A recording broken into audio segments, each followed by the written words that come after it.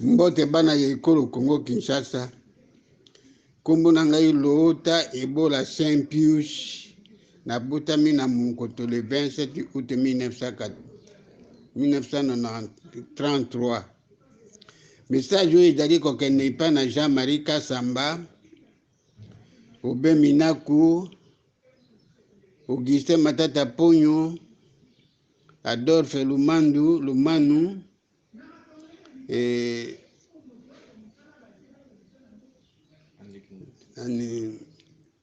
Eugène Banyaku, Evariste Bochabe, Gary Sakata. Pote bango nde bato bazali kolobaka te na bango na Laurent Désiré Kabila na bango te. Joseph Kabila, Jeannette Kabila, Joe Kabila bazalaka nde bana ya Kabila, c'est-à-dire bazalaka nde ba Congolais authentique. Or ezali bongo te. Ezali bongo te pourquoi? Parce que Laurent Désiré Kabila te akufi alakisa to na famille na ye. To na bato ya Congo toyebaki te ete kombo ya mama ya mwana basi mwasi ya botaki ye na bana wana misato ale baboti ya mwasi wana baboti ya Kabila Laurent bayebi te pe Congo mobima eyebi te. Bana bango moko misato wana baloba neno kombo na mama oyo abotaki bango na Laurent Désiré Kabila te. Pe bayebisaka te ete soko mama na bango azali na bomoi to soko mama na bango azali na bomoi balobaka eloko moko te. Na biloko modele wana ezali komono te nyonso wana ezali kaka lokuta. Na eleko wana Honoré Ngbanda ayebisaki ete bana wana bazali bana ya Kabila te, bazalaka nde ba Rwandais. Papa na bango kombo na ye ezalaki Christopher Kanambe. Joseph Kabila kombo na ye ezalaki nde Hippolyte Kabila. Na sikoyo bayebisa neno eloko moko te. Na bongo ata soko bato bayebaka bongo bapesa neno test ya ADN te, elingi koloba te bazalaka bana ya Kabila te ya biologique. Puis sur le plan ya adoptif bamonisa mpe baattestation oyo te leta oyo ezala epai wapi Kabila akamataki bango na adoption te. Sika oyo mpe depuis kala Etienne Kabila ayi kodenosaka te bango bazalaka bana ya papa na bango te. Ibrahim Kabila mpe azolobaka aussi te bango mpe bazalaka bana ya papa na bango te. Mpe mpo nini balingaka kosala débat contradictoire na Etienne Kabila na Ibrahim Kabila te na miso ya bato. Ndenge toyoka comme si soko ndeko ya Kabila ya mwasi akufi on dirait que ezalaki nde na babiloko moko parce ye azalaki mpe kondima te bango bazalaki bana ya ndeko na ya ye ya kulutu na ye ya mobali Kabila te. Donc likambo wana mpo na ngai ezali te. Joseph Kabila Kabange, Jeannette Kabila na Joe Kabila bazalaka bana ya Kabila biologique te. Même bana ya Kabila oyo te bazalaki nde baenfant adoptif ezalaka bongo te po jusqu'à présent bapesa kombo ya papa na bango te, kombo ya mama na bango plutôt te, bapesa pe epai wapi babotamaki te, bayebisaka soko mama na bango azali na bomoi to azali na bomoi te. Bon, mama Sifa oyo azali wana oyo balobaka Sifa Maanya ye azalaka nde mama Boboko lipo mama Sifa abota na mokili ata mwana moko te. Donc elingi koloba nini makambo bango na papa na bango Laurent Désiré Kabila balobaki ezalaki nde makambo ya lokuta ya solo ezali ya lokuta mpe bazali ba Congolais te. Ngai nazali koboya te bakoka kozala bakonzi te, mais normalement il faut bakoka komonisa te bazalaka nde ba Congolais bapesa ba papier ya te bazalaki baenfant adoptif ya Kabila to bakomaki ba Congolais na ndenge nini so balakisi biloko modele wana nakoki mpe koboya bango te parce que na France Raymond Faure akomaki président ya Assemblée nationale azalaki français te, azalaki italien akomaki na France na âge ya 17 ans. Nicolas Sarkozy azalaki mpe président de la République na France. babuti na iti lelo bavandaka wana na France bango bazali ba hongrois bakamata nationalité française te kasi ye po abotamaki wana na France nde akomaki aussi président ya France. Manuel Farge akomaki pe premier ministre na France mais azalaka nde espagnol. Omoni te po te bato wana so bakoma biloko wana po bokoyeba bato wana te bautaki nde boye. Ezali pe lokola notre premier président de la République Joseph Kasavubu, papa na ye azalaki chinois, mama na ye azalaki congolaise muyombe. Mais lokola te Kasavubu abotamaki awa toyebi te ye même to azalaki chinois mais azalaki congolais authentique. Du mutu moko akokaki koconteste ye te. Mais likambo ya Kabila na bandeko na ye likambo wana ezali lokuta pe ipo bakoka komonisa te bazalaka bakongolais ya solo balakisa neno mikanda oyo bazali na yango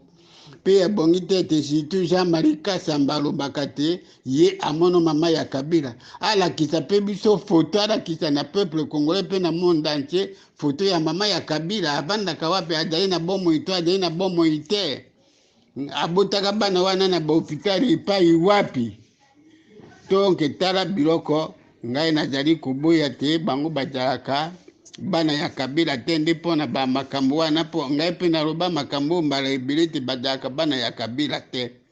Jean-Marie Kasamba soko ekoki tokoki mpe kosala aussi débat public mpo na ngai débat contradictoire entre ngai na yo na bato mosusu te bokoka kolakisa biso te tala mama ya Kabila kombo na ye yango ye te obolakisi biso ata foto loko ezali te mpo na ngai sika nasukisi te. Joseph Kabila Kabange,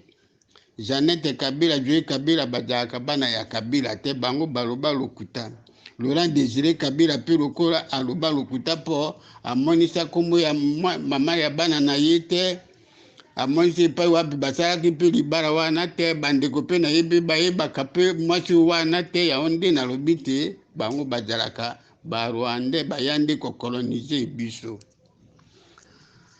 Alors sika ya mibale comportement ya Kabila vis-à-vis na bakongolais mpona komona te Kabila azalaka mwana ya Congo te na mokili mobimba depuis basala politique moderne. Président oyo ya liboso ya kozwa mbongo oyo ya ebele ezali kaka Laurent Désiré kaka Joseph Kabila. Parce que les États-Unis d'Amérique, Obama, pays le plus riche du monde, a touché $35 000 américains. Tant que tu passes à Komakina, $23 000 américains. Si Trump milliardaire ne touche que $36 000 américains. Hollande, pays aussi riche, ne touche que 11 000 euros. Si Kamakura doit toucher 16 000, nakaisi moins de 16 000 euros par mois. Bon. Kabila tango bazaki na formule ya 1 plus 4, ye adaki kodwaka $500 000 américains, ba vice-président le Bemba et consort $300 000 américains par mois. Tango sikoyo yeko koma président Kabila mi pesaki salaire ya combien? Il y a $680 000 américains par mois. Et si comme si on a pension à mi pesi combien salaire il y a pension à y comme na $670 000 américains par mois. Bon mono et pas y wapi te moto alobi te mboka na ye pe akoka kosala biloko ye Kabila azali kosalaka awa na Congo. Te mbongo nyonso ekomande ya ye donc ekokosala mabongo te mpona komonisa bino te Kabila azali kosalaka biloko nde na kope moto moko alobisaka ata ye te moto moko adenosaka biloko wana ata soko mokete wana ezali malamu moke ata mokete na bongo ebongi ete loi oyo epesa Kabila mbongo ya pension bakoka kotala yango te balongola yango te bamodifie yango po Kabila bakoka kopesa ye ata soko bakopesa ye pension ya ye akoza tona maximum peut-être ba $15 000 américains po nini yakoka kozwa mbongo nyonso ya mibale toutes les régies financières ikomande ya Kabila, banque centrale, les nani oyo impôt, douane, nani oyo onatra, bo sika bakoma mpe biloko ya oyo ya nini ba installation portuaire nyonso ikoma ya ye, ezala fluviaire, ezala aérogare, ezala ferroviaire, ezala lacustre, ikoma nde mbongo ya Kabila. Meme ba société oyo etekaka bambisi oyo ya lokola mpiodi ikoma nde ya mwasi na ye, yango mama nani mama si nani Olive Lembe Kabila ye abandaka na mbongo yango epai wapi oyo ye akoma na mbongo ye na mobali na ye bakopesaka bakado tout partout wana ezali mpo na ngai ezali nde mbongo ya koyiba oyo badetourna likolo na Kongo mpo Kongo ezalaka na moto oyo azali kokengela yango ata soko moke te. Pasi biloko Kabila azali kosala elingi koloba te ata moto moko azali na Kongo ete azali asikaye kose sentir ezali congolais authentique bazali te en dehors ya lota moto oyo azali kodenosaka ye.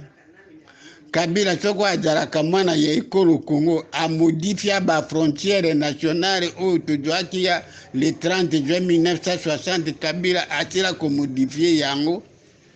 Kabila akamati groupement ya Shaimbwanda na territoire Kaimba na province ya Kwango apesa yango na Angola. 6 villages na ville na territoire ya Luoji province ya Congo centrale apesa yango na Congo Brazzaville. Ba richesse ba ressources naturelles ya Congo Kabila apesa yango na Rwanda. Sika Rwanda ekoma nini? Premier pays producteur et exportateur du monde ya coltan. Po coltan na mokili mobima mboko ezali na coltan ya kodeka kaka na Congo, mais Congo ekutwaka même pas $1 pona coltan na yango ekoma nde mbongo ya Rwanda. Du Rwanda na 2030 ekokoma parmi ba pays émergents. Bon, biloko lokola uranium, cobalt, oro, nyonso wana ekoma nde biloko ya Rwanda po Kabila apesa yango na Rwanda. Pe Congolais moko alobaka eloko te. Kaka ndenge wana gaz de méthane ya laki Kivu Kabila pe apesa na Rwanda. Mutu moko pe alobaka te. Ata Tshisekedi oyo akomi sika azoloba eloko moko te mpo ayebi te Kabila nde moto apesaka ye bokonzi ye akokaki te ezalaki nde bokonzi ya Fayulu. Bo sikoyo lokola Tshisekedi apesa atiki te Kabila akoka kosala makambo nyonso ndenge ye alingi. Wana elingi koloba sika nini Kongo ezali ata baprofesseur ya université baprofesseur bazalaka te, bachercheur bazalaka te, baintellectuel bazali na Congo te, baparlementaire bazali na Congo te, badéfenseur des droits de l'homme bazali na Congo Kinshasa te, bamagistrat bazali mpe na Congo Kinshasa te. Donc sika ekoma nde mboka ya Kabila na bandeko na ye mpo bango nde bazali sikoyo kokolonize biso. Na ndenge wana Congo ezali kokabwanaka moke. Tala po nini sika ba américain bandimi te Congo ekoka kozala balkanize po Congo ata mutu moko alobaka makambo ya Congo te. Congo Kinshasa te Kabila azali kobebisa Mobutu abebisaka makambo ya Congo Kinshasa mutu moko alobaka te. Laurent Désiré Kabila abebisa Congo Kinshasa mutu moko alobaka te. Bon Joseph Kabila abebisa Congo Kinshasa mutu moko alobaka te. Sika pe nani oyo Félix Antoine Tshisekedi Tshilombo akomi pe kobebisaka Congo pe moto moko alobaka te. S'il vous plaît, moto ya alobaka pona makambo ya Congo sika kaka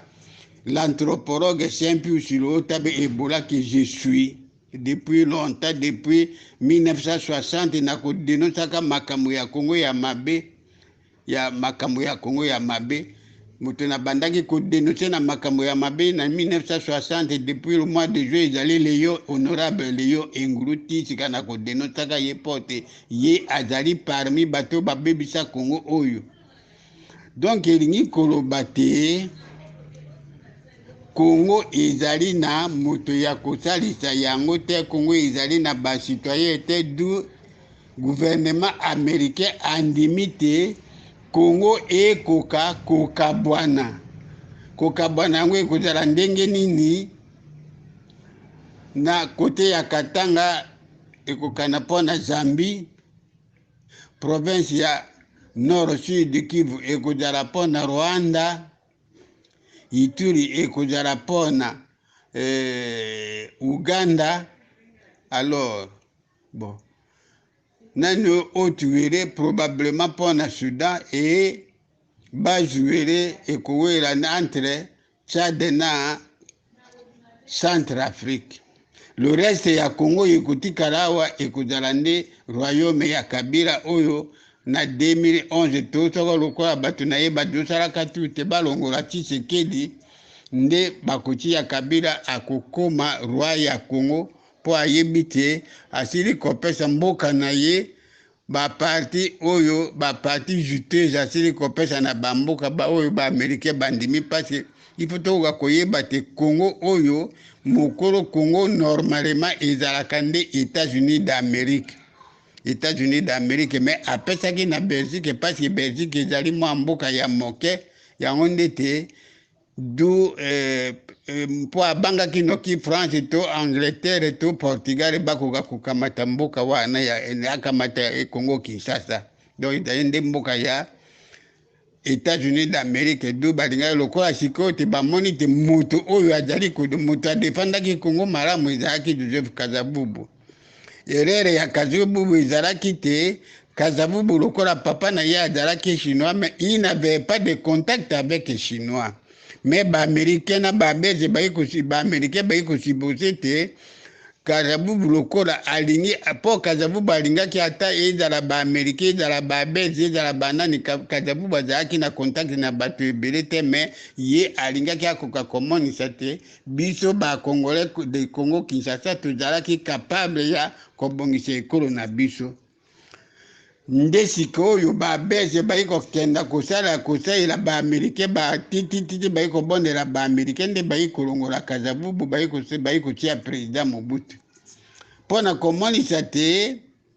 Kasavubu alingaki kobongisa mboka otako Kasavubu azalaka ti lelo tozali parmi les 10 pays les plus riches du monde ou les 20 pays les plus riches de la planète Terre, parce que tao Kasavubu akomi na bokonzi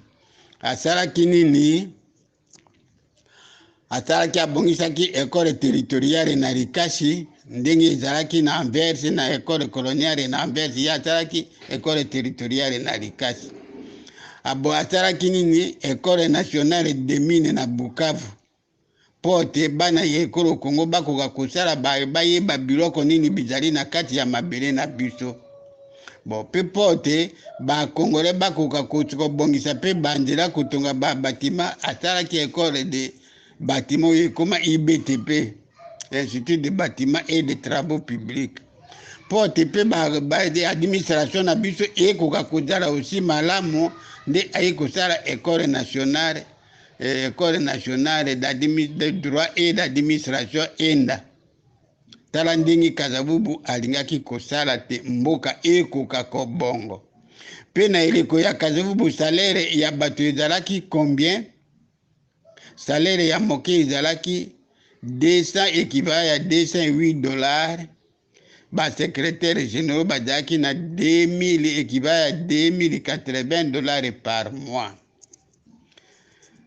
Bato bajebaki indépendance ya Congo te eleko ya Kasavubu tango te lelo bona neto nwere ezalaki nde bafete ya minene. So na mi souvenir na Gemena tozalaki kolataka nde te otandi pantalon na yo lokolo oyo otili coupe lokolo oyo otili pantalon pasi bato bazalaki kobika malamu koleka. Talaka sika oyo président Mobutu tant lokola babeze balobi te ba-américain il faut bondima te Mobutu non Kasavubu alongwa nde bayi kolongola Kasavubu bayi kotia président Mobutu. Or président Mobutu azalaki nini moto ya babeze na ba-américain te ifale kaka akoka kozongisa Kongo ndenge te ezalaki eloko ya mabe. Du président Mobutu aiko boma école nationale, école de la territoriale, école de mine puis école d'administration sur ba injonction ya ba américain na ba belge. Alors pour la Belgique parce que bayebaki te Kasavubu alingaki akoka ko intervertir économie na biso na deuxième mandat na ye. Pour to Kasavubu azalaka eli président na deuxième mandat na ye mbele Congo lelo tuzali na motala na ye ezalaki nini izino ya obokeni ya métallurgie ya obokeni ekoka kojonga na Congo. Izine ya diama oyo ezali na Angleterre ejonga na Congo basala oyo ya biso basala na Congo oyo na biso izine ya kosala ba métallurgie ba meto nyonso ya Congo ekoka kosalema awa pote ba Belgique bakoka kojanga aussi ba anglais bakoka kojanga pona kosalisa bilamba oyo ezalaki na wax hollandais na Hollande basalisa pe izine mosu ya kosalisa bilamba ya kitoko awa pe na Congo. Likambo mosu ya babeze pe basalaki nini na de 30 juin convention générale disposition moko epesa bango te eloko nyonso ekota na Congo eloko nyonso ezobima na Congo il faut kaka bazwaka commission pe moto bazwaki accord wana ya Belgique nde moto impozaki te il fallait kaka ba Congolais bandima a disposition article wana alors que Congo ezali un état souverain ndenge ba état nyonso ezali donc Congo na travers le monde entier douane eluta talo ezali kaka douane ya Congo. Mutu abiolaka biloko wana kaka Chine te soko ayina biloko na yalingaka kolekisa na Bruxelles te ayaka na directement kaka po na Belgique ndenge asala ete Congo ekoka économie ezala toujours extraverti. Pona komonisa te babeze bana mokili mobima mindele oyo bazali mabe lokola babeze bazali te. Depuis 1885 ti 1954 nde babeze baiko créer première université na Congo. Po bango balingaki tete ba Congolais bakoka kozala na université pe na ba école professionnelle. Na 1900 vers les années 1920 ba mission protestante balingaki ba créer ba université pe na ba école professionnelle to ba institut supérieur ba belge ba boyaki ba lobite pas question. Pona komonisa koma ba belge bazali bato mabete balingi kaka ba Congolais bakoka kozala ndenge bazali sikoyo te bakomisi sika ba Congolais ba nyama ya mentalité bato na nzoto. Pona komonisa lisu babe ya babeze depuis 1880 tango ba catholique bakomaki ati 1960 chrétien catholique moko akokaki kotanga la Sainte Bible te. Chrétien catholique moko akokaki kotanga la Sainte Bible te uto 1880 uto 1880 kino 1960 chrétien catholique atangaka Bible te. Pona komonisa te babeze bazali toujours mabe lokola ba mission protestante bapesaki na ba chrétien congolais batanga Bible pe ba interpréter Bible ndenge balingi pe ba traduire Bible na ba langue na ba ndenge balingi babeze baboyaki te ba chrétien protestant congolais bakokaki kosala na administration publique te uto 1885 kino 1948 po bayi koautorize baprotestant basala na mosala ya leta na 1980 na 1948 tango oyo basali déclaration universelle des droits de l'homme.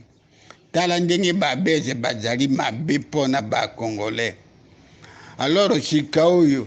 Même temps Mobutu a kokamata pouvoir na le 24 novembre 1965 babeze pe baboyaki bayebisi Mobutu te kotia lisusu baprotesta na pouvoir te. Donc baprotesta bamonoki mpasi te na mboka na bango ti baprotesta bayi kojonga lisusu na pouvoir nini na 1980. Donc 15 ans après nde prise ya pouvoir ya président Mobutu nde baprotesta bayi koassocie protestant na kati ya pouvoir parce que l'anthropologue Lota Ibola amonisaki maréchal Mobutu te tala ndenge yo ezali koétouffe baprotestant lokola ndete bango bazali na mboka oyo te. Na document na publiaki na le 28 juillet 1979 po soko ezalaki document wana te mbele ti lelo oyo baprotestant basalaka na bajaka baministre te bajaka mpe bana biloko ya bamisala ya minene na kati ya Congo te. Donc ezali nyonso wana nini babeze nde basalaki makambo nyonso wana ezalaki nde babeze nde basalaki biloko wana po te babeze bakomisa bakongolais lokola banyama. Méthode nini basalaki yango? Basalaki ségrégation moko ya makasi, racisme moko tellement exorbitant. Bakotala mboka moko il faut de la cité indigène na cité européenne, cité pour indigène, cité pour européen. Pona ba Congolais babandaki koshikote ba Congolais 48 fouet na mbala moko, iko koma na 28 fouet, iko koma na 24 fouet, iko koma na 8 fouet. Tant tobelemi na indépendance kokotisa ba Congolais boloko kaka pamba na modele wana. Kokata basi maboko surtout na eleko ya Léopold de yo okati mwasi maboko na nyonso mibale tala ndenge cruauté ya babeze Léopold de famille royale ndenge basalaki ba Congolais biloko modele wana ezali biloko ya mabe. Soko nazali koloba na biloko oyo vis-à-vis na beze nalingi koloba te biso ba Congolais tokoka kozala contre babeze non. Izali malamu ndete babeze oyo ya sika bakoka koyeba biloko nini bakoko na bango basala biso depuis 1880 sika oyo boyi biloko nini basalaki de 1880 à 1960 po biloko wana bakoka pe kotia na bafilme batia na bafilme pote biso na bango tomonoko te babeze banyokoloki biso mingi tokotikala bami tokoki kokabana lisusu te toyebi te bango nde tozali reconnaissant na bango po bango nde balongoli biso société illettrée bakomisi biso ba société illettrée. Mais il faut quand même bafilme ikoka kozalaka te babeze oyo ya sika bamonoko ndenge nini na ba Congolais ya sika bakoka komona ndenge nini bakoko na bango bayaki kosalaka mpe bakoko na biso. Donc so na ikoloba babiloko nyonso wana ezali te nalingi te biso ba Congolais tozala contre babelge te non. Nous serons toujours pour les Belges, mais il faut quand même biloko wana te biso tokoka koyeba na histoire lokola ba Congolais musu balingi koloba biloko wana te wana itali bango me ngai lokola Congolais authentique et surtout anthropologue nde biloko wana na ikoloba na ntina wana te biso tokozala contre ba belge te mais il faut que kokozala na bafilme totalaka po ndenge lokola ezali na guerre ya entre les Français na Allemand basalaka bafilme tala sikoyo ekoma nini mariage franco-allemand alors que ezali bato te babomanaki na ndenge ya mabe mais sikoyo bakoma malamu. Alors mpona biso ba-Congolais po te mboka oyo na biso ekoka kozala malamu mpe ese développer Congolais nyonso bolanda ngai esika oyo malamu. Moto nyonso ya koloba te biso tolingi ba Américain te moto wana alingaka Congo ata soko moke te. Moto nyonso ya lobi te biso tolingi nde ba Chinois na place ya ba Belge moto wana alingaka Congo ata soko moke te. Moto ya koloba te biso tolingi ba Chinois ba Belge ba Français ba Anglais na non ba Anglais penza te mais to biso te koleka na place ya ba Américain bato wana balingaka ba Congo ata soko moke te. Il faut tolinga Congo pona nini soko totali na Japon banani babomaki ba japonais ebele o balobaka soko bombe Hiroshima na eloko mosusu ezali ba américain mais ba japonais basalaki nini bayebaki te puissance moko oyo ekoki koprotege bango mpe ekomisa bango esoutenir bango lokola baaméricain te bakóma nde bato basala baalie bango na baaméricain ezali mpe ndenge moko na Israel ezali mpe ndenge moko lokola na Corée du Sud ezali mpe ndenge moko lokola Taïwan ancienne Chine de Formose. Donc il faut que sika biso ba Congolais tokoka korefléchir nini toloba te na biso partenaire numéro 1 ezali États-Unis d'Amérique. Numéro 1 na biso ezali États-Unis d'Amérique. Po soko tozali na ba américain moto moko oyo akoya akonyokoro biso ezali te. Po na komonisa bino force ya ba américain. Tala Kagame Paul Kagame nde moto azali auteur numéro 1 ya génocide ya Tutsi na Rwanda. Mais ba américain bajobombaka ye mpe bato bayebisika ndete ezalaka Paul Kagame te bakomi nde kolukaka bato mosusu mpo nini nazali koloba te ezali nde Paul Kagame parce que soko Paul Kagame atinaka basoda na ye te baboma avion oyo yaki abiarimana na ntiarimina te mbele bautu babokaki koboma batutsi te soko bautu bayi koboma batutsi ezali nde likolo na Paul Kagame. C'est Paul Kagame qui est responsable numéro 1 ya génocide ya Tutsi rwandais na avril na kanisi 94 na novembre 94. Pe Paul Kagame,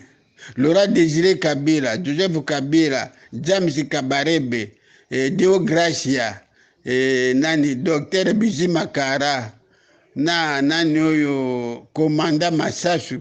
bango nde pe bazali bato oyo ba génocidaire ya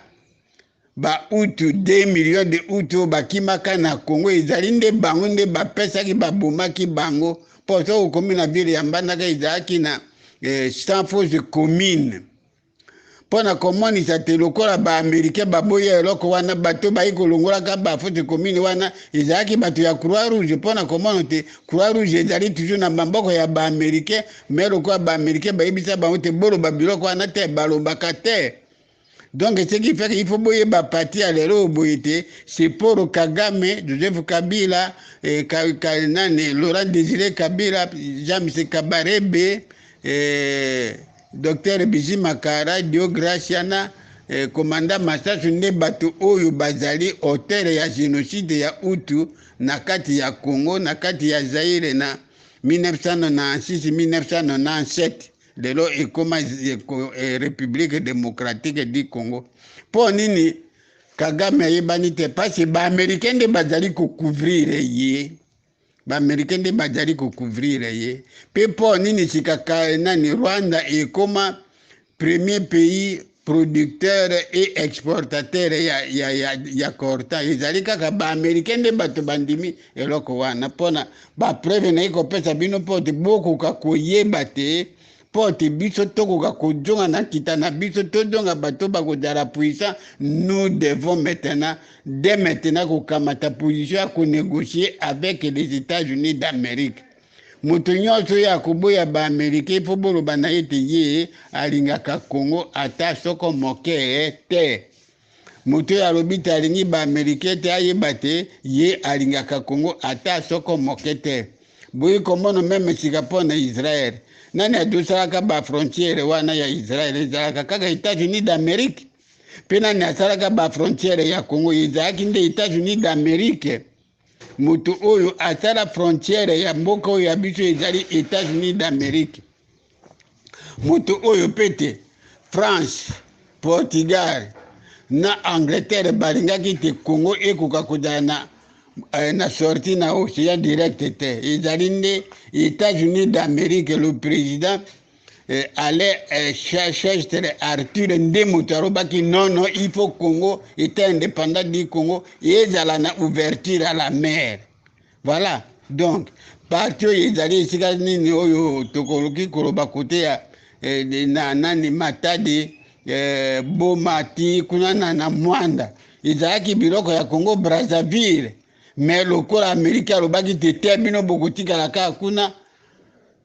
bokenda kuna awa ezali nde place ya etat indépendant du Congo bafrançais bakokaki koloba ata eloko moko te. Mpe boyebi aussi que Léopold D abomaki bato ebele na Congo. Génocide na ye ezalaki de 4 à 6 millions de Congolais. Léopold D aboma pendant 23 ans ya règne na ye na Congo. Poto yebanaki te place américain aboyaki eloko wana alobi te poto ya andimi France ekokamata État indépendant du Congo ya aboyaki alobi te ya Léopold D signa mikanda te yo nde moto otiki mboka na yo epa na Belgique. Tala biloko te ipo biso tokoka kolinga nini tozala biso na baberge ici no biso na baaméricain nde tika tokokoma un pays puissant fort mpe tokoki kozala aussi na nini tokozala ici pays de matière première te mais tokozala sika nde produit pays de produits finis compétitifs et concurrentiels sur le plan national, africain et international. Bandeko na ngai tala pona puissance na biso il faut tozala biso na baaméricain po toyebisi te biso tozali na baaméricain isili so américain azali na Rwanda po Rwanda alobi te bokamata ngai Rwanda ayokanaka ye na Allemagne Rwanda mpe ayokanaka na Grande-Bretagne or bapays wana nde bao basutenaki Amerike po te Amerike akoka kotia bafrontiere ya Congo. Mais ça peut biso toyokani na États-Unis d'Amérique na gouvernement américain na gouvernement ya allemand na gouvernement ya britannique isili nde Congo ekokoma fort po biloko na ikoloba po na yebi te moment l'autre ngai na ikokenda na ngai na ikojonga epai na utaki po sika na dai na 87 ans révolu l'année prochaine j'aurai 88 ans so nzambe akolinga na koma kuna na bongo ndete nalingi nakoka kolobela biloko oyo nazali kolobelaka bino sika oyo tala biloko nalingi kolobela bino mpo nayebi te moment l'autre ngai nakokenda mpe nayebi te biloko oyo nayi kolobela bino moto moko mpe akokaki koloba ata moke te mpo Congolais azali lisu na mayele te bajongisa ye nde lokola mwana moke. Bino botala ba professeurs de l'université, les grands magistrats, les grands députés nationaux, les grands intellectuels, les grands chercheurs, Kabila a mis pesa ba salaire ote skanda ata mukili moko na mutu moko akoki kozwa te $680,000 américains par mois tant wazaki président de la République puis akomi kotouche $670,000 américains par mois moto moko alobaka te mpona komonisa te na Congo bato nyonso bakoma nini banyama nzoto ya bato me bongo na bango ezali nde bongo ya banyama po biloko Kabila azali kosala na mboka oyo moto moko na mokili mobima bakoki kondima ata soko moke te biso tozali na baprofesseur ya université ata soko moke te baaméricain bazosala biloko wana ezali mpe na complicité ya baberge nde bazali aussi na base mpo baberge bayebi te biloko nyonso lokola nani Rwanda ezali Kagame ayikotekaka korta Belgique ezwaka nani commission na ye yango wana Belgique ezali toujours kosutenaka aussi gouvernement rwandais na gouvernement belge na américain donc ezali likambo te bokanisi te ezali nde basi Belgique ayebi te azwaka badroit na ye meme soko Zambie akamati kote ya ancienne province de Katanga Belgique ayebi te akozwaka toujours commission na ye bon meme soko nani Uganda no oui Uganda ikamati Ituri ekozalaka modèle wana te Belgique ekoperdre eloko moko te du biso ba Congolais il faut biso tokoka kojonga nde kobondela baaméricain lisusu kokenda meme si faut te bakoka kobakela soki biso soki na bilongi tondima kaka na minoko na biso toli ata soki na bango toli aso ya baaméricain mpo te biso tokoka kozala un pays puissant fort botala nde na exemple ya Japon, exemple, il y a Corée du Sud, exemple, il y a Israël, un petit pays, ils avaient même comme 30 millions d'habitants. tala entouré de tous les pays, les ennemis d'Israël, mais parce que ce sont les Américains qui les protègent, voilà. Pour te biso to dala malamu, il faut to kozala na likambo wana. Alors, likambo mosusu nalingi koloba oyo ezali boye. Na kati ya Congo na Afrique, eloko ya mutu ya porte tokoka kozala développer, il faut tokoka ko développer électricité na biso na mai. Boyebi te biloko président Kabila nani Tshisekedi azali koloba ezali makambo wana euta na bongo na yete euta na forum oyo basalaki na Matadi te ezali nde biloko eutaki na document na ngai oyo mpe nakomelaki ye Tshisekedi na bato nyonso document yango na intitulaki nini essai de contribution et de suggestions en désordre d'un anthropologue à l'effort national de la reconstruction de l'état des droits. Nde Tshisekedi na document wana bokukuta na document wana so bato bakoki kutuna na internet bakoki kutuna nini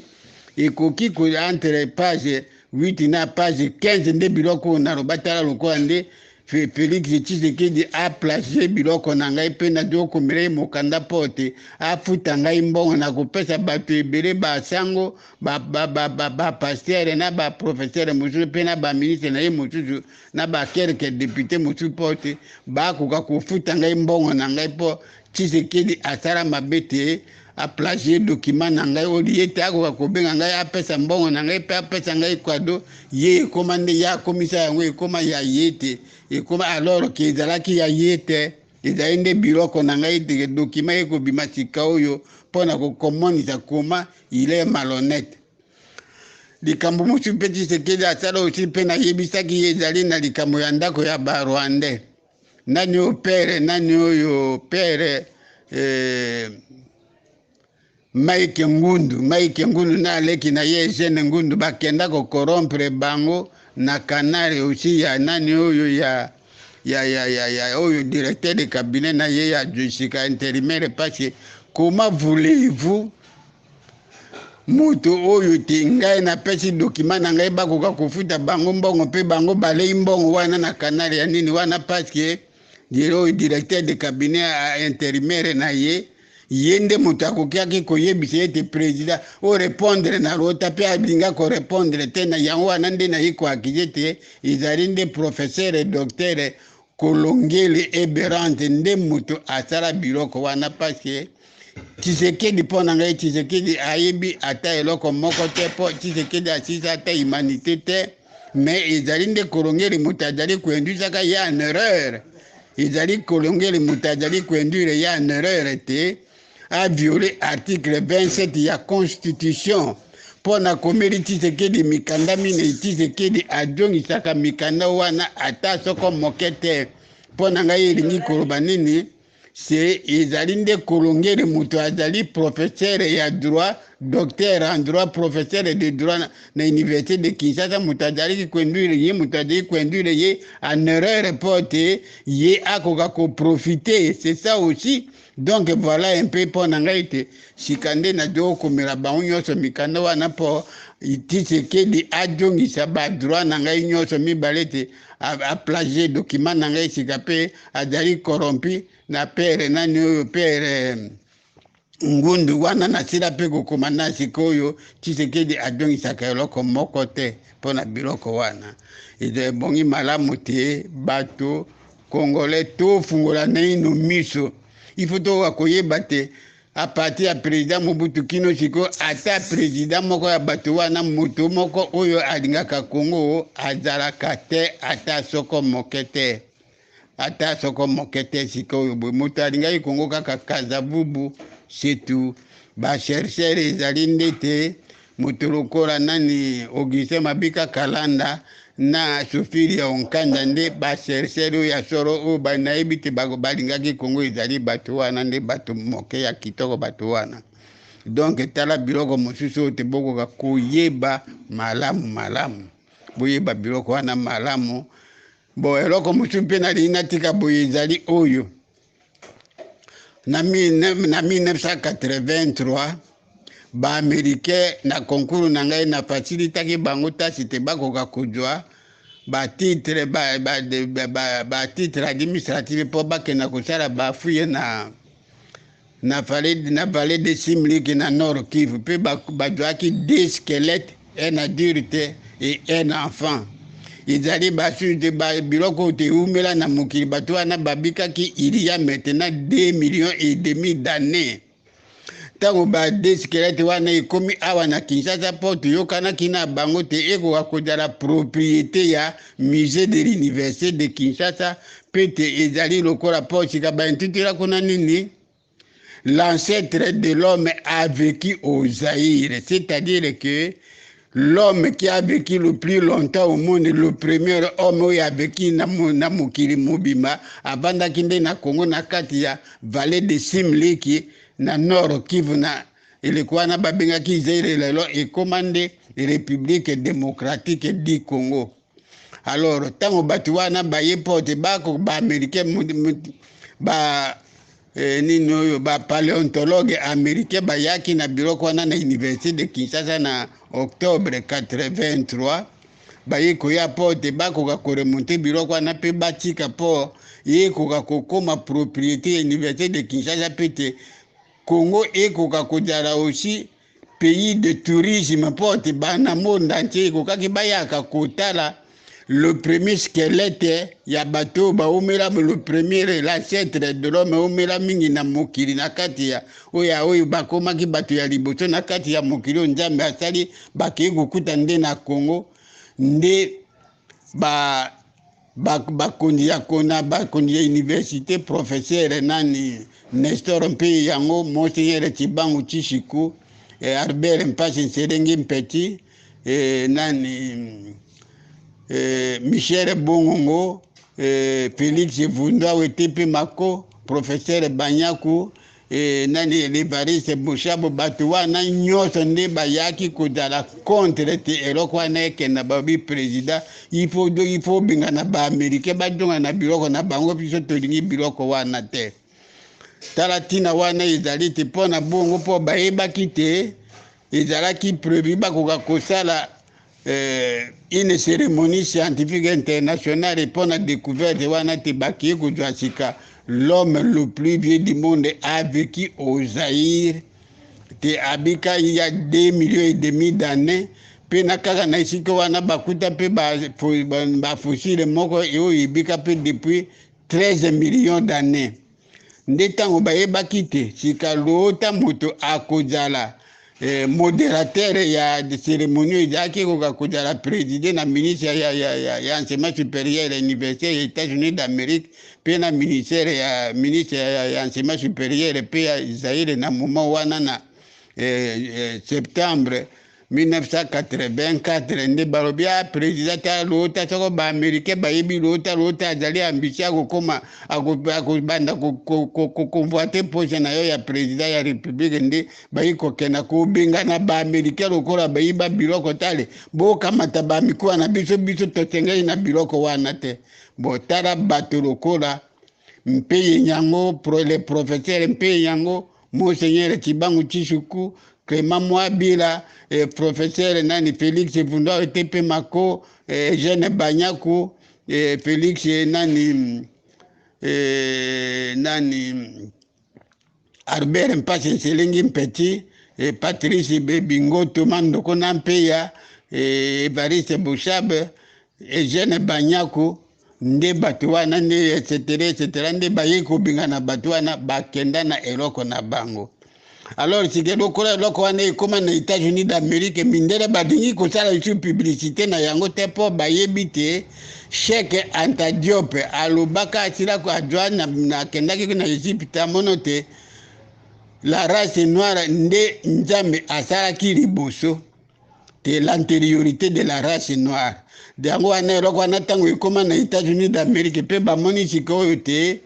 oyo moto avec abanda le premier la centre de Rome avec au Zaïre abandi na il y a 2,5 millions d'années d'où mindere balingi lisu kosala publicité na eloko wana te bajolo baokaka bajela neno bamono soko bakoki kozwa moto mosusu bakoki koloba eloko wana te mpo mindele balingi kaka bayeba te kaka antériorité de la race blanche tala eloko wana tala eloko nini kaka biso ba congolais ba professeur ya université le prince de l'église catholique oyo bapebisa te kongo yekoka koyebana na mokili mobima likolo na eloko wana ezali na université de New York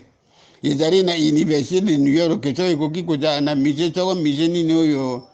ezali na so bato bakoki kokenda na musée na New York na musée na université de New York mpe bokoki kotuna aussi na internet bakopesa bino badone nyonso wana oyo nauti koloba sikoyo mpona komonisa te tala ndenge bakongole balingi mboka na bango te so nayi koloba veke te loota nde moto nalingi mboka mpasi nayi koloba te eloko wana ezalaki nde loota akoka koyemba lokola bayebaki te loota azali ambitieux nde bayi korevoke ngai likolo na musée mpe nayi kotuna te bato ya musée baaméricain bayebi eloko wana te ezali nde biloko wana te mindele balobi te baolokola bango mpe baboyi tokoki mpe kotala isu propagande ya banegre te alors ke soko ezalaka kaka awa na Congo mbele mokili mobima bayaka kotalaka Congo mpasi epa na mindele tourisme ezali aussi esika munu epesaka mboka na bango mbongo me biso toboya likambo ya mbongo mpo toyebi meme awa na Congo musée ezalaka te babiloko bisika ya tourisme ezalaka te mpasi babeze bakomisa biso nde lokola banyama bakongolais tozali nous sommes des animaux à forme humaine ou nous sommes des animaux à mentalité puérile ou animale donc nakanisi te ebongi malamu lelo nasuki naino kaka awa boye na ndenge wana te bomeka kotala lobi na kotala lisusu biloko mosusu na koya kokontinue na lobi to na poko ya lelo bon merci na bino merci ngai mpaka loota ebola anthropologue chercheur directeur de recherche de recherche na crèche ancien conservateur en chef de musée de l'université de Kinshasa ngai mpe nazali défenseur des droits de l'homme depuis 2008 à l'âge de 15 ans depuis 1948 quand j'étais totalement illettré po ngai na bandi première année primaire na âge ya 17 ans en 1950 donc tala mpe nazali c'est patriarche de la Tchwapa par mérite po mutu moko oyo adefandaka Tchwapa Congo to munkotoloko to Congo oyo boye koleka loota azali te merci beaucoup me na kotuna kate soko ozwi document yo meka aussi kotina na bacorrespondant na yo mpo te bato bakoka kozwa information wana merci na bino merci na patience na bino mbote bana ya Congo Kinshasa suite na message oyo yalobi ya butu sika nalingi nasala mpe message mosusu nde yango oyo ifo tokoka koyeba ete Félix Tshisekedi Tshilombo akosalaka lisusu eloko moko te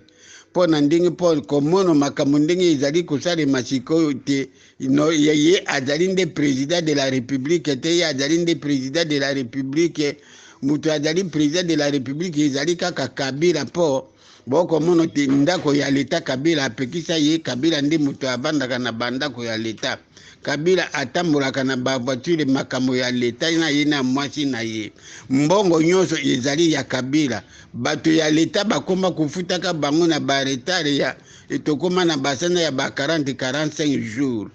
pamba te Tshisekedi azwaka nde bokonzi Kabila lokola apesaki ye présidence de la république yango wana akomi konyokola ye komonisa ye te mpo te biso tokoka koyina ye na bongo mpo na ngai te tokoka koyina Tshisekedi te ebongi malamu nde tosala pression epai biso peuple na bafonctionnaire ya leta nyonso baenseignant nyonso tosala pression epai na Tshisekedi te a convoqué ba élection anticipée générale l'année prochaine na 2021 pour te tokoka kopono président ya république ya sika na ba député ya sika parce que bato ya sika ba député ya sika provinciaux nationaux mutaponaka bango nde Joseph Kabila nani Alex Tambwe Mwamba na Janine Mabunda Lioko nde bango baponaki bango po ezalaki seni mutaponoki bango te loi mosusu mpe tokoki il faut kosupprime yango ezali te to supprime seni po seni ezali une institution budgétivore au service ya Kabila il faut basupprime seni po ezali eloko moko ya malamu te. Donc yango nayi kotuna te bato ya ekolo Congo fonctionnaire enseignant tokoka kosala makasi pression ipana Félix Tshisekedi ete abengisa baélection prochaine baélection générale anticipée l'année prochaine pour ye amoni te azali incapable azali sika indigne po takoka kozala sous président de la République. Malamu toluka moto oyo akoki kozala digne ya président de la République l'année prochaine. Tala eloko nalingai koyebisa bino na ntongo ya lelo ezali nde eloko wana po Kabila akoma na mboka oyo te moto moko alobisaka ye te. Eloko nayi kotuna bino peuple congolais ndenge nini Kabila oyo te azali congolais te akoma président de la République mpe akamata mbongo nyonso ya ekolo mboka nyonso ekoma ya ye likambo yango nini bino bana ya Congo. Eloko nini Kabila asala bino po te akoka kohypnotiser bino na modèle oyo ya boye. Professeur ya université kaka je suis docteur à thèse na bino ezali wapi? Ezali ya bazoba ya babolole ya bonyama po bokobanga kaka Kabila noki aboma bino. Oro Kabila azali président de la République oyo te parmi les présidents les plus nuisibles du monde. Parce que po nini moto akoka kokamata mbongo ya mboka nyonso ekoma ya ye akamati mpe ba richesse mosusu lokola gaz méthane apesa na Rwanda bon ba ressources naturelles apesa pe ressources na Rwanda. Ndenge nini biso ba Congolais bino ngai te bino ba Congolais bozali kotala Kabila na mboka o na bino te ye akoma milliardaire na ye na mwasi na ye na bandeko na ye mibale boko tala ka bango na ndenge nini boko tala bango boye na ndenge nini ete Congolais biso tozali bato to bino ngai te bino bozali bato to bozali banyama. Tala tina wana ba Américain ba ikomono te na Congo bato bazali te malamu bakabola mboka oyo te bakena kopesa ndamu bongo Kabila batika bapesa ye à peu près ba 16 provinces oyo ya bazoba pote akoka kokonyokolo biso lisusu. Tala eloko nalobi ngai na koyoka pasi lisusu te po 87 ans d'âge nayebi te nayi kojonga na ngai epai nautaki d'un moment à l'autre na kojonga dans le monde de sans souvenir mais bino nde bato boko souffrir po na komono te moto oyo te azali na eloko moko te quelqu'un qui est sorti d'Ineya sikoyo bokomisi ye moto ya te aluti meme nzambe sikoyo awa na Congo yati basalaka bongo ba Congolais basalaka bongo te bandeko na ngai basalaka bongo te ba professeur ya université les plus grands zoba du monde les pasteurs les plus grands zoba du monde les avocats les magistrats les plus grands zoba du monde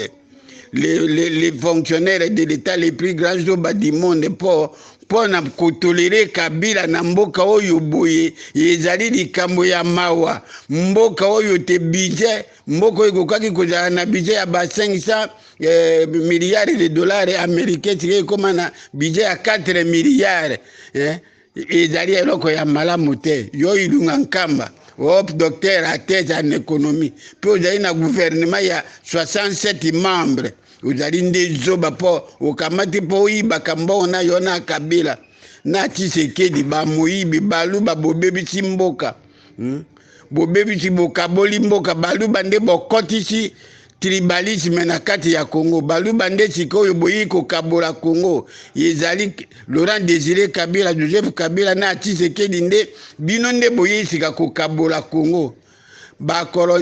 colonisation belge atiaki Congo na liboke unité Kasavubu ati Congo na unité moto moko akazaki partout à se sentir azaki Congolais en sécurité. Mobutu c'était la même chose.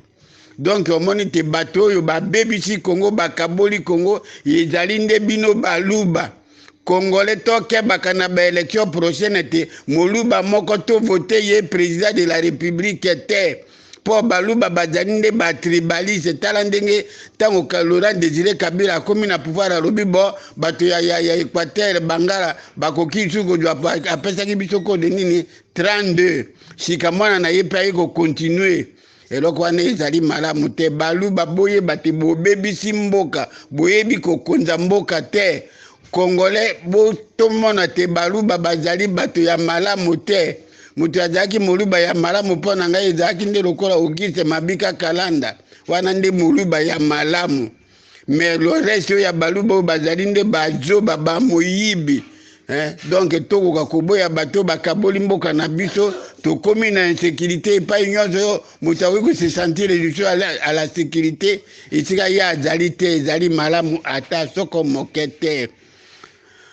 Bandeko na ngai, batata bamama na ngai, tomeka kotala likambo, tosala pression epai na nani Félix Antoine Tshisekedi Tshilombo a convoqué ba élection générale l'année prochaine. Likambo ya convoqué ba élection générale, il faut to modifier constitution na biso, il faut to changer loi électorale. Loi électorale to kokamatande ya le 9 mars 2006 to modifier tout simplement kaka article 41 nde ba élection na biso ekozala les plus transparentes.